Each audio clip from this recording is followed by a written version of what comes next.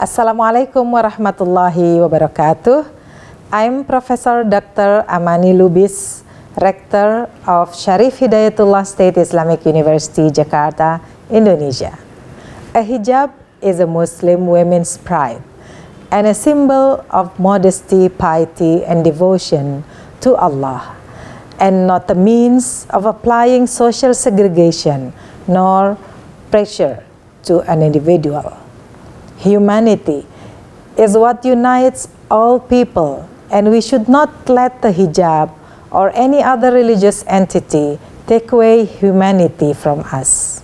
A hijab makes you more beautiful, and you should not be ashamed of it.